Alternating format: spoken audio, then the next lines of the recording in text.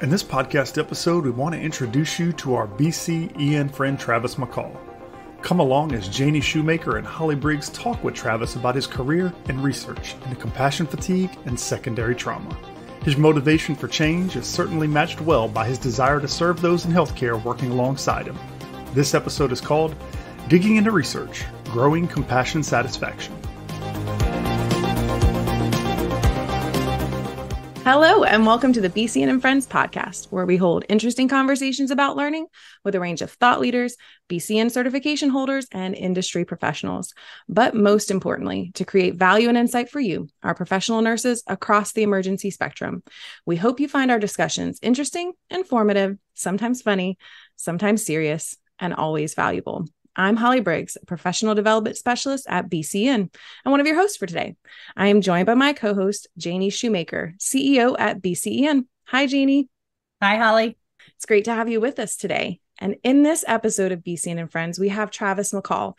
Travis is a nurse who has done a ton of work in pre-hospital transport, flight, adult, and pediatric, advancing his degrees held multiple times, and is now serving in the academic world as an assistant professor and published research author. I could spend quite some time talking about all that he has accomplished so far, but I'm going to hand this over to Janie to please introduce us to our BCEN friend, Travis. Thank you, Holly. It is my pleasure to introduce Dr. Travis McCall, who obtained his MSN in 2013 from Vanderbilt University, specializing in ED education, and earned his Doctor of Philosophy in 2021 from the University of Tennessee College of Nursing, with a graduate minor in Epidemiology and Public Health. His dissertation focused on secondary traumatic stress and promotion of nurse welfare. Travis has over 15 years of experience across the emergency spectrum, from pre-hospital to his current roles as an assistant professor at Vanderbilt University School of Nursing and as a flight nurse practitioner with Vanderbilt LifeFlight. Travis is passionate about advancing nurse welfare through education and the promotion of peer and self-care, and his research on these topics have been published in the Journal of Emergency Nursing, the Journal of Trauma Nursing, and the Air Medical Journal. Travis, welcome to the BCEN and Friends podcast. It is such a pleasure to have you here with us today. Well, thank you for inviting me to the podcast. Yeah, we are so glad to have you and so looking forward to hearing more about you. So with that, tell us about your career in nursing and pre-hospital care so far. Yeah, how much time do we have? No, I'm just kidding. It's been a very long, but a very good journey. I started back in my first undergrad college program and was able to get my EMT certification as a kind of an extracurricular activity, and worked for years in a non-healthcare related position after graduating. But when I moved back to Tennessee in 2001, got involved in volunteer fire service and was able to kind of fall back on some of that EMT training that I'd held on to. And very rural area. And the first time a black and gold helicopter flew in and took a patient from a scene, I thought, I want to do that. And it's been funny, as I look back on my childhood, I can remember being drawn to newspaper articles that talked about when Trauma Hawk was called. I'm from Palm Beach County. And I guess I don't know why it took such a long time in the scenic route to get to where I am now, but ultimately decided to get my my IV endorsement on my EMT license, and then went to paramedic school. And knowing that I wanted to fly, at that time, Vanderbilt flew nurse configuration. So I said, well, I've got to go to nursing school. So worked as a paramedic in the adult ED at Vanderbilt while I finished nursing school, and then entered a nurse residency. And then after 3 years in adult and pediatric EDs in Nashville, I was fortunate to get hired to finally work at LifeFlight. Well, that scenic route certainly has given you quite a bit of experience along the way that you can't match anywhere else. Absolutely. I have learned a lot from everybody that I've had the benefit of getting to work with and learn from. And it's really been quite the adventure, yes. Like Janie said, I think sometimes the most interesting people I've met they always seem to take that scenic route. And they just, one of the things that I love is that there's nothing that's wasted. So even when you kind of take a little side road here, there, and all of a sudden it leads you to something that you're truly passionate about. And that honestly, looking back on it, you're like, yeah, I was going to end up here. It might have just taken a little bit different route. But I love that it seems like you haven't wasted any of your time, even if it took more time than maybe some others. And that's okay. As Janie mentioned in your intro, you are doing some really thought-provoking, hopefully practice-changing research. But how did you get into the field of research, specifically ER, trauma, flight, nursing research? Because I've read some of the different articles that have been published, and really good insight that you're providing, some research-based insight. So how did you kind of end up in research? Yeah, great. Thank you. So I had decided to, I had I had just started flying and was in a master's program at Vanderbilt because all I'd ever known was ER, and wanted to further my education there by enrolling in the emergency nurse practitioner program there. And after some amount of time, had the opportunity to begin teaching nurse practitioner students in the anatomical lab. And I realized I really liked teaching, and realized that I wanted to further pursue my education, and decided to enroll in a doctoral program, and decided that the PhD was the best fit for me, which is very research focused. While my healthcare career has been entirely in ER and EMS, I guess those fields of doing research applicable to ER and trauma and flight nursing, that's where I kind of naturally gravitated towards to be able to do that research and make those contributions. Travis, you've addressed the topic of secondary trauma and peer support in several of your research projects and publications. I can't think of a more serious and needed topic right now as we sit here. What drives your passion and interest in this topic? Yeah, I would say that those of us who work in emergency and transport nursing have all experienced emotionally challenging situations. So what really sent me on this trajectory, I had just gotten to University of Tennessee, first on-site group with my cohort for the PhD program there. And they said, "What are you here to research?" And, I was kind of shocked. I was like, really? I got to know this now? Like, I just got here. I have like 4 years to figure this out. So I kind of was on the spot, and I said, well, I've noticed since I left the emergency department to go to the flight line that I was recognizing fewer and fewer people every time I came back into the ED, and that was over a short amount of time. So I wondered, what is it that creates this sort of revolving door and high turnover in these high acuity emergency departments? And at the same time, I was working as a nurse practitioner in several community EDs, and there were nurses there who started there on day one out of nursing school, and there were some who had been there forever and would retire from those EDs.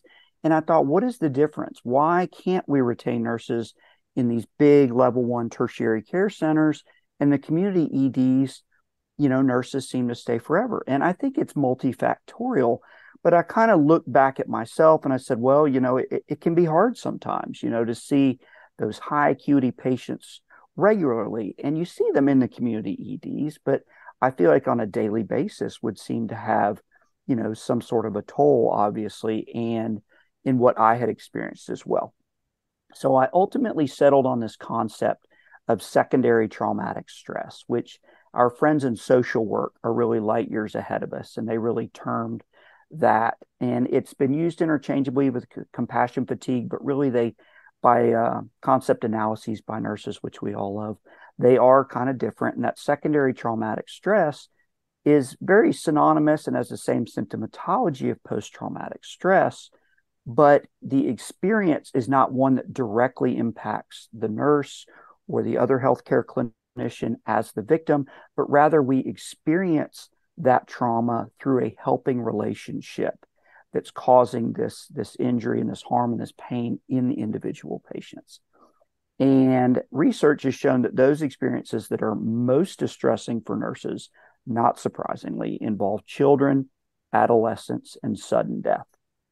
So there's a theory, the theory of secondary traumatic stress by Doctors Ludick and Figley, and a compassion fatigue resilience model. And they talk a lot about that some research, qualitative research, can open some new lines of research and help us develop kind of new science to put out.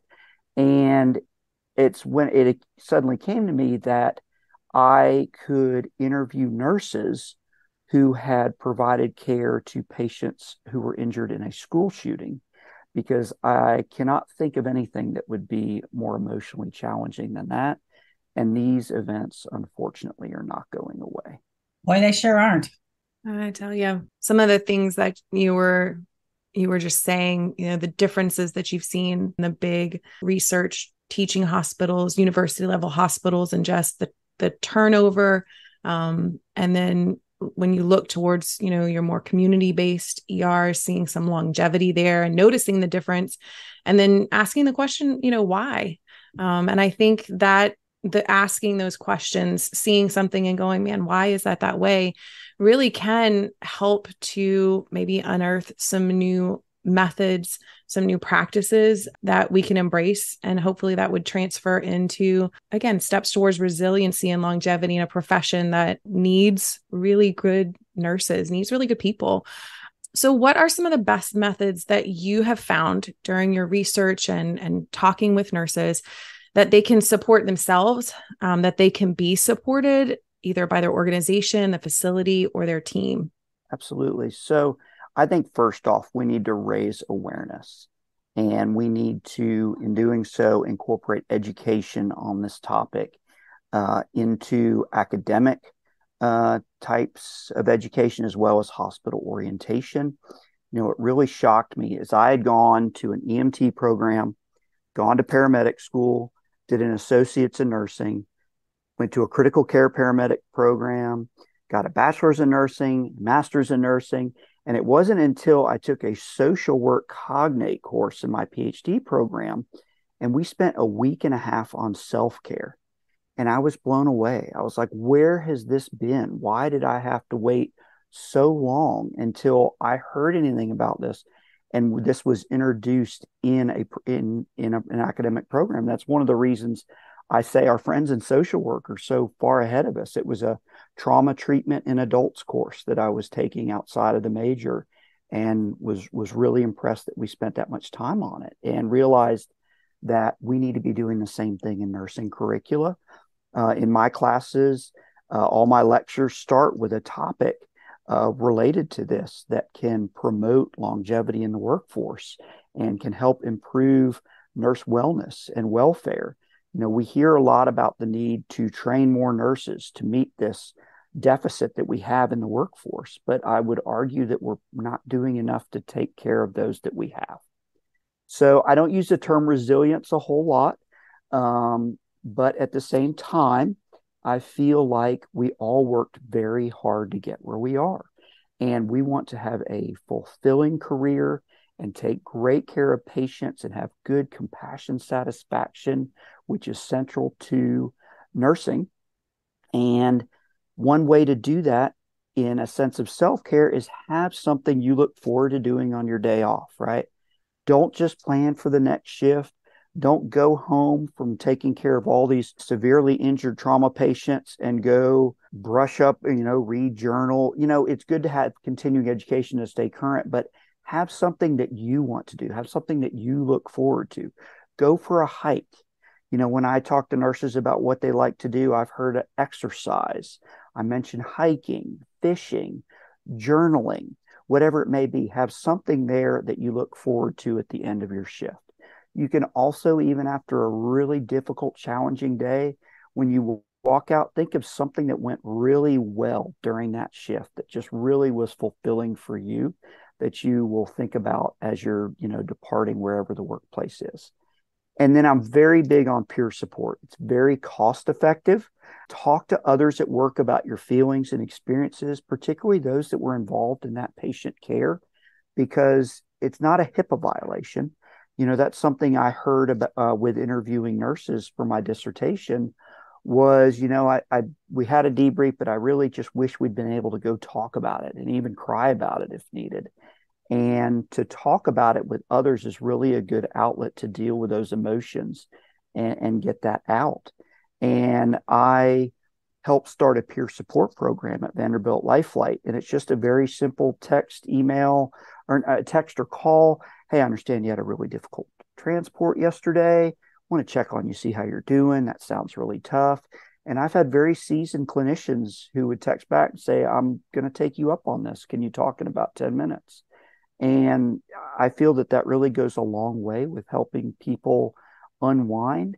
In the one survey I did, I found that those individuals who said they were their own support mechanism had statistically significant scores that were higher for burnout and secondary traumatic stress than those who relied on their family or some personal colleagues or work colleagues. But then I say, you've got to worry about taking that home. If your significant other or spouse doesn't work in healthcare, it's not healthy to go home and unload on them everything that you saw on your shift. And if you're talking to non-work colleagues, we all know about HIPAA, and we don't want to get into trouble there. So by keeping it in the workplace, I feel it kind of mitigates some of those complicating factors and allows people to get those emotions and those thoughts out. And at the same time, make yourself available to your peers who may have been experiencing, may have experienced a challenging situation as well. And then lastly, I know I've been going, but, employee assistance services, some hospitals or nursing organizations do offer those. And when I interviewed some nurses for my dissertation, they said, we don't use those resources because we have, quote, a macho culture. And that's not healthy. We need to understand that it is not a weakness to use those resources. And the individuals who work in those specialties, they are great at what they do and can be very helpful.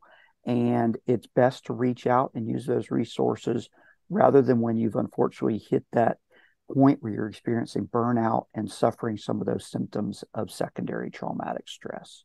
Wow, Travis, you've given us a lot of things to think about here. And sounds like, from my experience anyway, that nursing certainly has some catching up to do in this regard, compared especially to the social workers that you were talking about.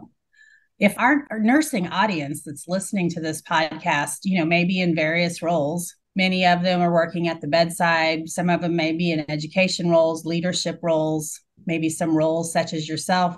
If I'm a nurse, though, in any role, and I'm listening to this and I say to myself, wow, we don't do anything for this we don't do any of these things that Travis just mentioned. I want to do something. So, Travis, based on your research, if I'm this one person, I want to go try to just implement one thing or start something to get us going on this nurse welfare. Let's talk about this post-secondary traumatic stress that you're mentioning. What would you have them do? Where could they get started? Because you listed off many, many great things, and that would be great as you build the culture and the program. But if I don't have anything and I just want to take something back and get started, what do I do first? What do you think? Yeah, great question. So as I mentioned, I'm a big advocate of peer support. I think it's very cost effective. It's readily available, and it has worked well in my clinical practice area, which is naturally, at being transport nursing, very high stress with quite frequent emotionally challenging situations. Just develop a team, kind of be there to support each other.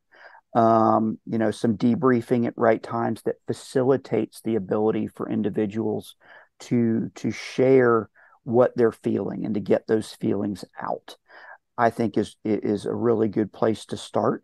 And if you're a nurse leader, think about, hey, there are a lot of benefits to retaining nurses, right? So if you think about, we need mentors for junior nurses that are coming in. We need our preceptors. We need our eventual nurse leaders. Think about a revolving door of nurses that are coming and going, what the training cost is for that. And think about the overtime costs that are being experienced with this unfortunate nursing shortage that we have going on. I think that managers, beyond even my own research and what has worked in my clinical practice area, go out there and review the literature and identify something that you would like to institute. Maybe one of your staff nurses working on an advancement project may be looking for something to do, and you say, hey, we need to do something here to take care of everybody. you want to go do a deep dive into literature and try to institute something would be a really great way. And since it is an ultimate cost saving measure, maybe allocate some funds to trying to get something going, to retain your nurses. And ultimately, this will be a pass through to the patients, because we know that experienced nurses benefit patient outcomes as well. Yeah, thank you. That's great advice. Appreciate that. I know that this is Holly and I both, we talk to a lot, and you too, I'm sure, talk to a lot of nurses every day.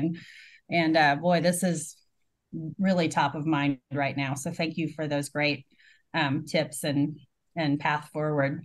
Now, Travis, one of my favorite questions on any podcast, and I'm glad to see we're going to ask today, is I always love to know, and I know our listeners do too, tell us about a person or a moment in your career that just greatly impacted you, like you'll never forget it. So on the positive, it's really hard to put my finger on one, this one individual who's really just been fantastic, because I get to work with and learn from an amazing group of people in both my academic and clinical roles. And in my academic role, I have the honor of educating students who want to advance their nursing careers in order to provide the best possible care to their patients. Unfortunately, though, as I mentioned, we all have emotionally challenging situations that we have encountered in our clinical roles. And if you're new to emergency nursing or you're new to transport nursing and you haven't had one of those emotionally challenging situations, unfortunately, get ready, because it's coming. And I myself have not been immune to this. And one situation, I regard myself as an open book. I regularly share my experiences in hopes that somebody else will benefit from it. And I can remember being a new paramedic and responding to a scene of a deceased child whose father had accidentally run him over with a car when he didn't see him pulling in the driveway, and his child ran out to greet him.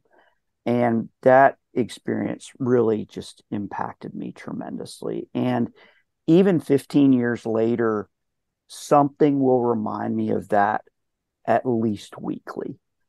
And, I don't offer that and share that in any way to discourage anyone from EMS and then working in emergency nursing, because both they've been fantastic to me. But I share it as an example of why it's important to know and use your resources.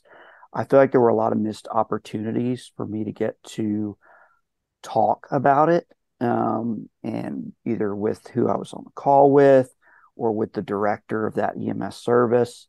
And, I feel like I could probably still, go, there's all kinds of treatments out there that maybe that could be a little less of an impact in my life. But I just really feel that people need to understand that just when those things happen, just face them head on and deal with them, and know your resources, and, hopefully be able to cope with it and manage that so that it doesn't affect as long. And, when I commute pretty much anywhere, I pass roadside memorials that are from scenes that I worked, and it's everywhere. And those, I feel like now I have a better support system, and those are still tough to pass by, but knowing that I was able to use my peer resources and try to do what I could for my own self-care, that I was able to cope with those better. But just knowing what's there, have a good plan in place, a good underlying welfare of activities that you like to do. And then when you do encounter those things that are a little overwhelming, reach out to others, because it can really help you. Wow. Thank you very much for sharing that. I think probably our listeners are all going to be able to identify and think of something. And like you said, boy, if you haven't, it's around the corner. Absolutely. It's the nature of the business that we're in, and the field we've selected. So. Definitely appreciate you sharing that, Travis. And really, the conversation before, I think, just led to when you spoke about that, even though it happened years ago, like I could hear it. I honestly could visualize some, and it brought to mind some of the tougher things that I've seen during my career in emergency nursing. And one of the things that it also reminded me of is during those moments, like who supported me Did I reach out? Did I not? Could I have done it differently? Would it still impact me as strongly if I had maybe gone about coping with it a different way, or at least starting talking about it? And I think sometimes as a seasoned nurse, there are things that maybe no longer kind of hit you quite the same way, because, well, I've seen that, I've done that. But it's this idea that there are nurses around you who haven't seen that, haven't done that, and perhaps it is affecting them. And if they voice, that concern, or if they voice like, wow, that was a really tough case, I think the best thing that we could do is not be dismissive of it, to remember, hey, I remember what it was like when I saw my first code. I remember what it was like when I treated my first gunshot wound. I remember what it was like, the first time I had an elderly patient die, and their spouse was there holding their hand. I remember that, and to not dismiss that moment for these newer nurses, because that's their moment now. That's what they're going to refer back to. And if we can at least talk about it, we can be open to the idea. I think sometimes nurses get a little like, oh, we don't have to formalize everything. And, oh, we can, it can just be a conversation. I agree with that. But I also think that it then doesn't bring up that self-care. It doesn't bring up that post-traumatic stress and secondary trauma. It doesn't bring those conversations forward if we don't say like, hey, this is why we're doing this. This is why we're talking about this.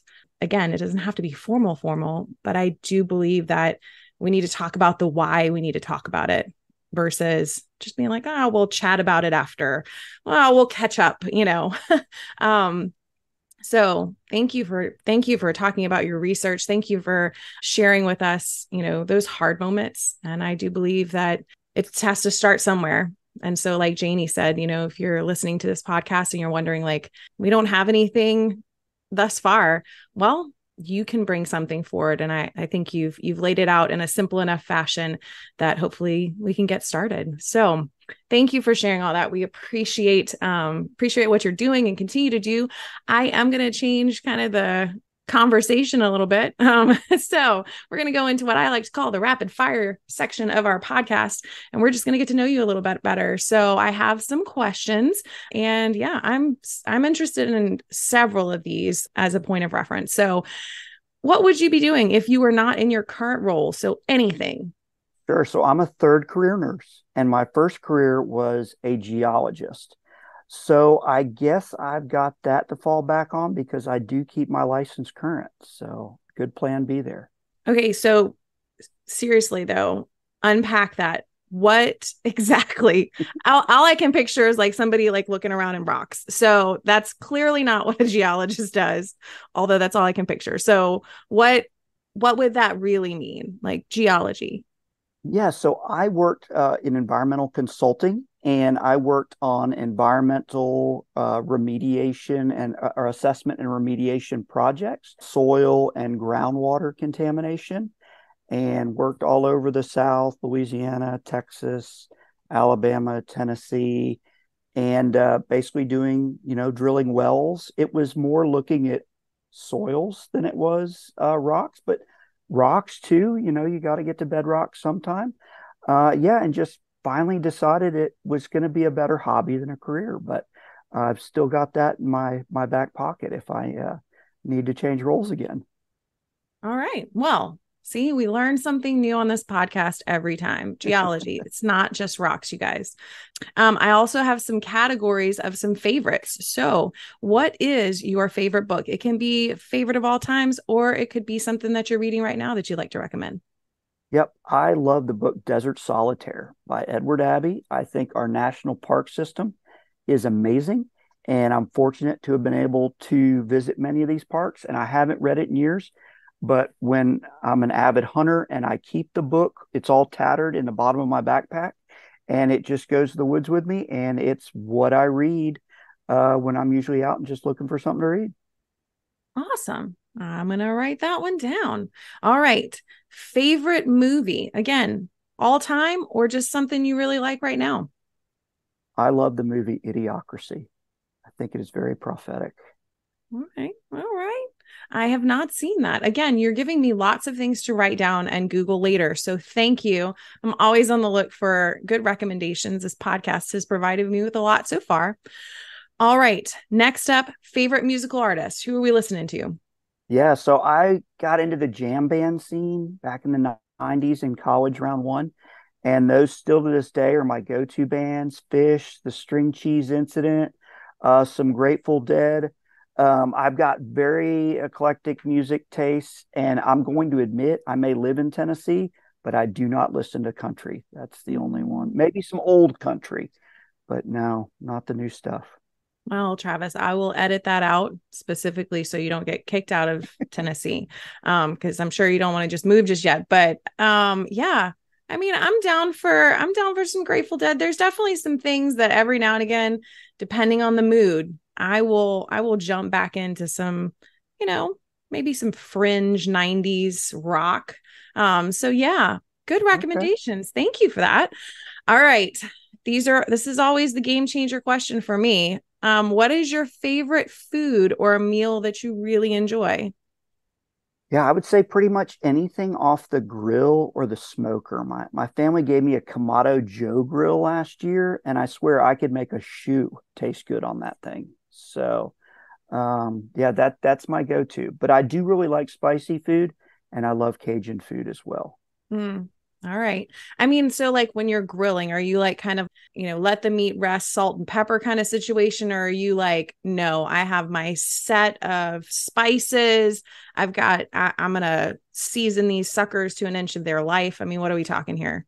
Yeah, I really think it just depends. Is this going to be a pork shoulder that's going to be on there all day? Or are we just, dragging some venison steaks across it, or just even some burgers? So whatever, I'll experiment. I don't have a set recipe for everything. I know sometimes the purist of the grill who are like, the meat speaks for itself. It just needs salt and pepper. I'm like, I don't know. I've tasted some meat that needed more things, a lot. So yeah, I like that. I like that you're willing to kind of experiment, go with the flow. I like that. All right. Last question for you here. Do you have any other hobbies or what is kind of your self-care go-to? I would say anything outside, hunting, fishing, camping, hiking, whatever it may be. I get outside, and that's it's kind of hard to do because I wear a lot of hats. But anytime that I can, I think it's both enjoyable and I think it's therapeutic as well. See, I love you outdoor people. Y'all are so fun. I am an indoorsy kind of person. I like to compare. You guys like to go to the woods. I like to go to the big warehouse shops, where I can get like an ice cream cone and walk around and find like, just aisles and vats of things that I probably don't need, but I really enjoy looking at them. And if they give me a sample, it's the woods to me. So, but to your point, it's really like knowing yourself and knowing what really feeds your soul, what helps you reset. So that way you can jump back into you've got a lot of things on your plate. As you mentioned, a lot of your time is prioritized to your work and your teaching and all the things that you're doing. So knowing yourself and knowing what will help you get the best version of you back, I think that's super important. So thank you for sharing that.